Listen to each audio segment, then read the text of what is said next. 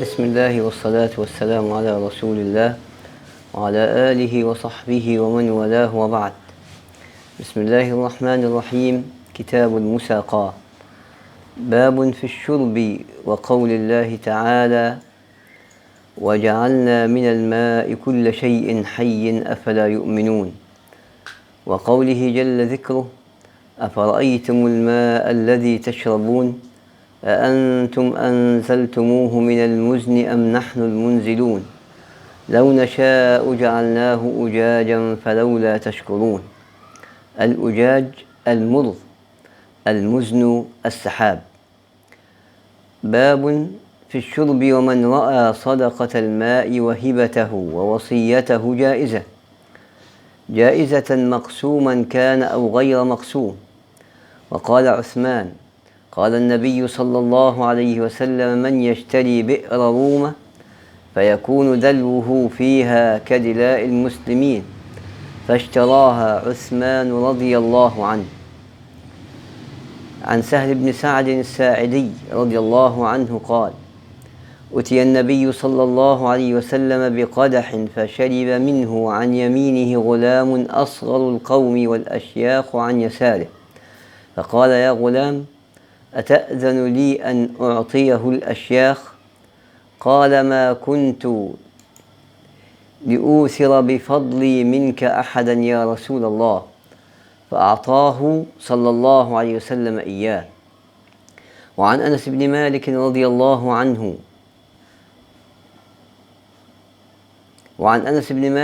الله عنه أنها حلبت لرسول الله صلى الله عليه وسلم شاة داج، وهي في دار أنس بن مالك، وشيب لبنها بماء من البئر التي في دار أنس، فأعطى رسول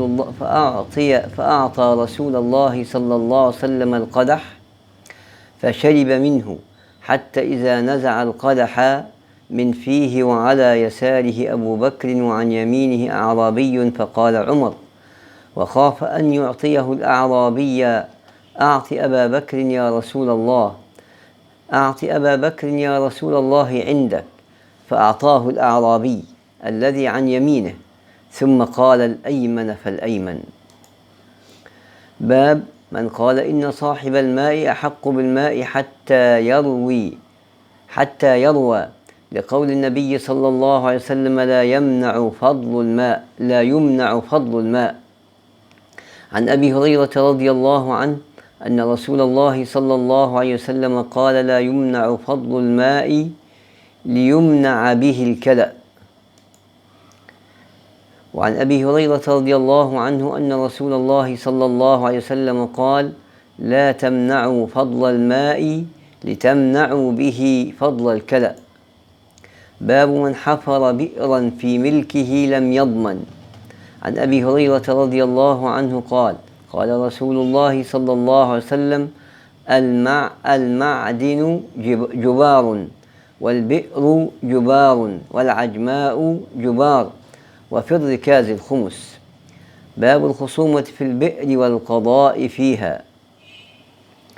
عن عبد الله رضي الله عنه عن النبي صلى الله عليه وسلم قال: من حلف على يمين يقتطع بها مال امرئ مسلم هو عليها فاجر لقي الله وهو عليه غضبان، فأنزل الله تعالى: إن الذين يشترون بعهد الله وأيمانهم ثمنا قليلا، الآية.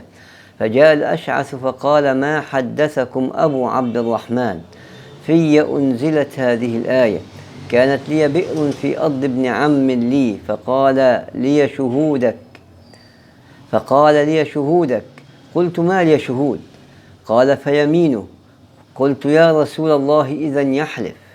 فذكر النبي صلى الله عليه وسلم هذا الحديث، فأنزل الله ذلك تصديقا له. وعن عبد الله رضي الله عنه عن النبي صلى الله عليه وسلم قال: من حلف على يمين يقتطع بها مال امرئ مسلم هو عليها فاجر لقي الله وهو عليه غضبان، فأنزل الله: إن الذين يشترون بعهد الله وأيمانهم ثمنا قليلا، الآية. فجاء الأشعث فقال: ما حدثكم أبو عبد الرحمن؟ في أنزلت هذه الآية: كانت لي بئر في أرض ابن عم لي فقال لي شهودك؟ قلت ما لي شهود؟ قال فيمينه. قلت يا رسول الله إذن يحلف. فذكر النبي صلى الله عليه وسلم هذا الحديث فأنزل الله ذلك تصديقا له. باب اسم من منع ابن السبيل من الماء. عن أبي هريرة رضي الله عنه قال قال رسول الله صلى الله عليه وسلم: ثلاثة لا ينظر الله إليهم يوم القيامة ولا يزكيهم ولهم عذاب أليم: رجل كان له فضل ماء بالطريق فمنعه من ابن السبيل، ورجل بايع إماما لا يبايعه إلا لدنيا فإن أعطاه منها رضي وإن لم يعطه منها سخط، ورجل أقام سلعته بعد العصر فقال والله الذي لا إله غيره لقد أعطيت بها كذا وكذا، فصدقه رجل ثم قرأ هذه الآية: إن الذين يشترون بعهد الله وأيمانهم ثمنا قليلا. باب سكر الأنهار. عن عروة بن الزبير رضي الله عنهما أنه حدثه عن عروة بن الزبير عن عبد الله بن الزبير رضي الله عنهما أنه حدثه أن رجلا من الأنصار خاصم الزبير عند النبي صلى الله عليه وسلم في شراج الحرة التي يسقون بها النخل، فقال الأنصاري: سرح الماء يمر، فأبى عليه، فاختصم عند النبي صلى الله عليه وسلم، فقال رسول الله صلى الله عليه وسلم للزبير: أسق يا زبير ثم أرسل الماء إلى جارك.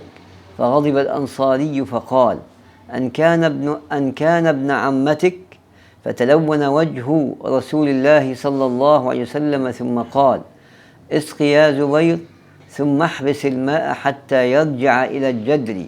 فقال الزبير: والله إني لأحسب هذه الآية نزلت في ذلك، فلا وربك لا يؤمنون حتى يحكموك فيما شجر بينهم.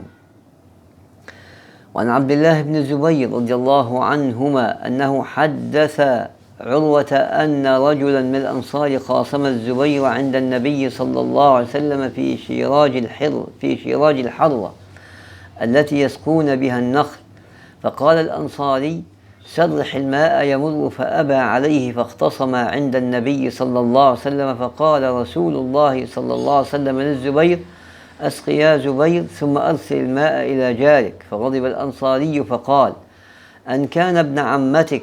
فتلون وجه رسول الله صلى الله عليه وسلم ثم قال: اسق يا زبير ثم احبس الماء حتى يرجع إلى الجدر. فقال الزبير: والله إني لأحسب هذه الآية نزلت في ذلك، فلا وربك لا يؤمنون حتى يحكموك فيما شجر بينهم. باب شرب الأعلى قبل الأسفل. عن عروة رضي الله عنه قال: خاصم الزبير رجل من الأنصار، فقال النبي صلى الله عليه وسلم: يا زبير اسق ثم أرسل. فقال الأنصاري: إنه ابن عمتك.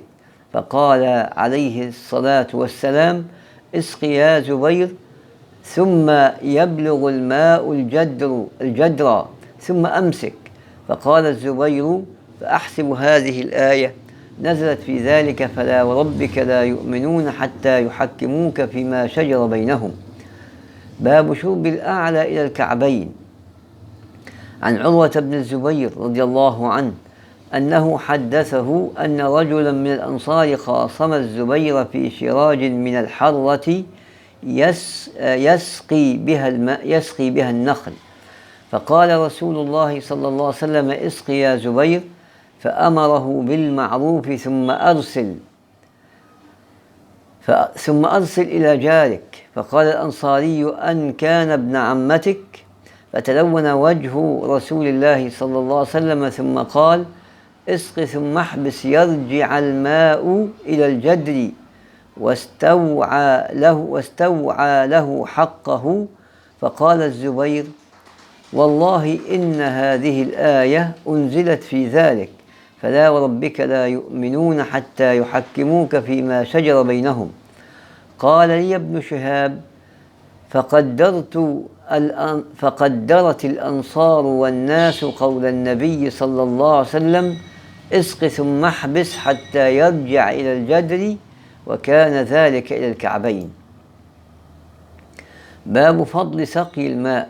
عن أبي هريرة رضي الله عنه أن رسول الله صلى الله عليه وسلم قال: بين رجل يمشي فاشتد عليه العطش فنزل بئرا فشرب منها ثم خرج، فإذا هو بكلب يلهث يأكل الثرى من العطش، فقال: لقد بلغ هذا مثل الذي بلغ بي، فملأ خفه ثم أمسكه بفيه ثم رقى فسقى الكلب فشكر الله له فغفر له.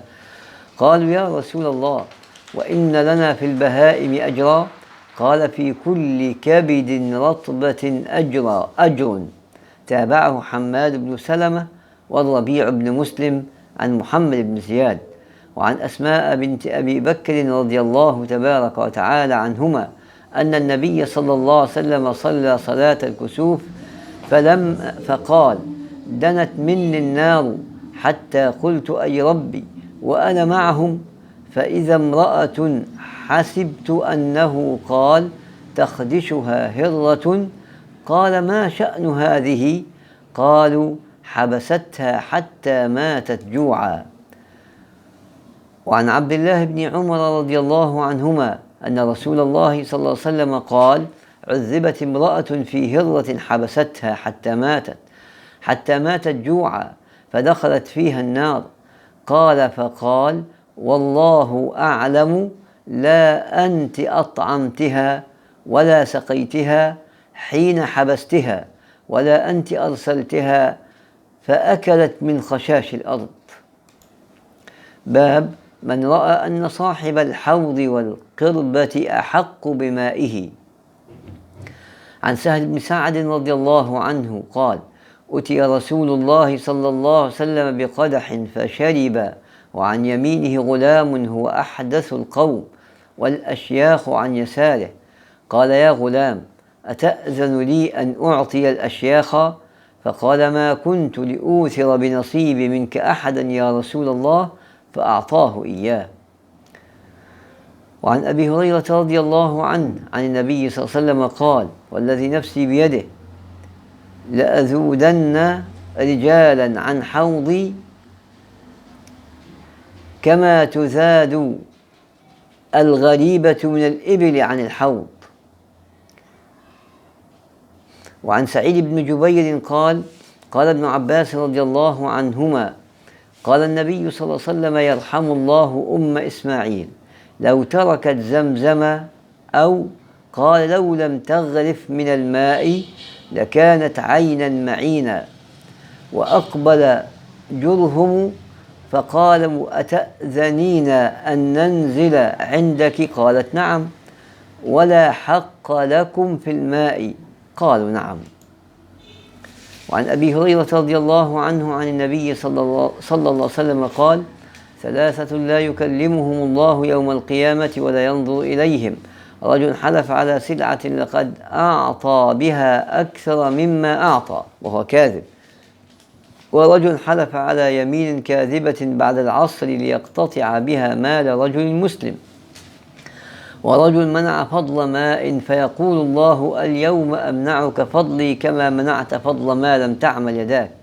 قال علي: حدثنا سفيان غير مرة عن عمرو سمع أبا صالح يبلغ به النبي صلى الله عليه وسلم. باب لا حمى إلا لله ولرسوله صلى الله عليه وسلم. عن ابن عباس رضي الله عنهما أن الصعب بن جثامة قال: إن رسول الله صلى الله عليه وسلم قال: لا حمى إلا لله ولرسوله. يحيى وقال: بلغنا أن النبي صلى الله عليه وسلم حمى النقيع، وأن عمر حمى السرف والربذة. باب شرب الناس والدواب من الأنهار. عن أبي هريرة رضي الله عنه أن رسول الله صلى الله عليه وسلم قال: الخيل لرجل أجر، ولرجل ستر، وعلى رجل وزر، فأما الذي له أجر فرجل ربطها في سبيل الله فأطال بها في مرج أو روضة فما أصابت في طيلها ذلك من المرج أو الروضة كانت له حسنات، ولو أنه انقطع طيلها فاستنت شرفا أو شرفين كانت آثارها وأرواثها حسنات له، ولو أنها مرت بنهر فشربت منه ولو لم يرد أن يسقي كان ذلك حسنات له، فهي لذلك أجر. ورجل ربطها تغنيا وتعففا ثم لم ينس حق الله في رقابها ولا ظهورها فهي لذلك ستر. ورجل ربطها فخرا ورياء ونواء لأهل الإسلام فهي على ذلك وزر. وسئل رسول الله صلى الله عليه وسلم عن الحمر فقال ما أنزل علي فيها شيء إلا هذه الآية الجامعة الفاذة: فمن يعمل مثقال ذرة خيرا يره ومن يعمل مثقال ذرة شرا يره. وعن زيد بن خالد الجهني رضي الله عنه قال: جاء رجل إلى رسول الله صلى الله عليه وسلم فسأله عن اللقطة فقال: اعرف عفاصها ووكاءها ثم عرفها سنة، فإن جاء صاحبها وإلا فشأنك بها. قال: فضالة الغنم؟ قال: هي لك أو لأخيك أو للذئب. قال: فضالة الإبل؟ قال: ما لك ولها؟ معها سقاؤها وحذاؤها تلد الماء وتأكل الشجر حتى يلقاها ربها. باب ويع الحطب والكلأ.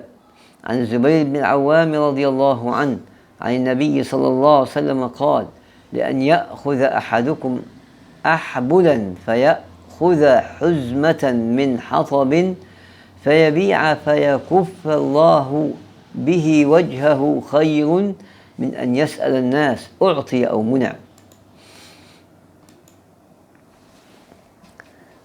وعن أبي هريرة رضي الله عنه قال: قال رسول الله صلى الله عليه وسلم: لأن يحتطب أحدكم حزمة على ظهره خير له من أن يسأل أحدا فيعطيه أو يمنعه. وعن علي بن أبي طالب رضي الله عنه أنه قال: أصبت شارفا مع رسول الله صلى الله عليه وسلم في مغنم يوم بدر. قال: وأعطاني رسول الله صلى الله عليه وسلم شارفا أخرى فأنختها يوما عند باب رجل من الأنصار وأنا أريد أن أحمل عليها إذخرا لأبيعه ومعي صائغ من بني قينقاع فأستعن به على وليمة فاطمة، وحمزة بن عبد المطلب يشرب في ذلك البيت معه قينة. فقالت: ألا يا حمز للشرف النواء. فثار إليهما حمزة بالسيف فجب أسنمتهما وبقر خواصرهما ثم أخذ من أكبادهما. قلت لابن شهاب: ومن السنام؟ قال: قد جب أسنمتهما فذهب بها. قال ابن شهاب: قال علي رضي الله عنه: فنظرت إلى منظر أفظعني فأتيت نبي الله صلى الله عليه وسلم وعنده زيد بن حارثة فأخبرته الخبر، فخرج ومعه زيد فانطلقت معه فدخل على حمزة فتغيظ عليه، فرفع حمزة بصره وقال: هل أنتم إلا عبيد لآبائي؟ فرجع رسول الله صلى الله عليه وسلم يقهقر حتى خرج عنهم، وذلك قبل تحريم الخمر. باب القطائع. عن أنس بن مالك رضي الله عنه قال: أراد النبي صلى الله عليه وسلم أن يقطع من البحرين، فقالت الأنصار: حتى تقطع لإخواننا من المهاجرين مثل الذي تقطع لنا. قال سترون بعدي أثره فاصبروا حتى تلقوني. باب كتابة القطائع. عن أنس بن مالك رضي الله عنه قال دعا النبي صلى الله عليه وسلم الأنصار ليقطع لهم بالبحرين، فقالوا يا رسول الله إن فعلت فاكتب لإخواننا من قريش بمثلها، فلم يكن ذلك عند النبي عليه الصلاة والسلام، فقال إنكم سترون بعدي أثره فاصبروا حتى تلقوني. باب حلب الإبل على الماء. عن أبي هريرة رضي الله عنه عن النبي صلى الله عليه وسلم قال من حق الإبل أن تحلب على الماء. باب الرجل يكون له ممر أو شرب في حائط أو في نخل. قال النبي صلى الله عليه وسلم من باع نخلا بعد أن تؤبر فثمرتها للبائع، فللبائع الممر والسقي حتى يرفع، وكذلك رب العرية. عن ابن عمر رضي الله عنهما قال سمعت رسول الله صلى الله عليه وسلم يقول من ابتاع نخلا بعد أن تؤبر فثمرتها للبائع إلا أن يشترط المبتاع، ومن ابتاع عبدا وله مال فماله للذي باعه إلا أن يشترط المبتاع. وعن مالك عن نافع عن ابن عمر عن عمر في العبد. وعن زيد بن ثابت رضي الله عنه قال رخص النبي صلى الله عليه وسلم أن تباع العرايا بخرصها تمرا. وعن جابر بن عبد الله رضي الله عنهما قال نهى النبي صلى الله عليه وسلم عن المخابرة والمحاقلة وعن المزابنة وعن بيع الثمر حتى يبدو صلاحها، وألا تباع إلا بالدينار والدرهم إلا العرايا. وعن أبي هريرة رضي الله عنه قال رخص النبي صلى الله عليه وسلم في بيع العرايا بخرصها من التمر فيما دون 5 أوسق أو في 5 أوسق، شك داود في ذلك.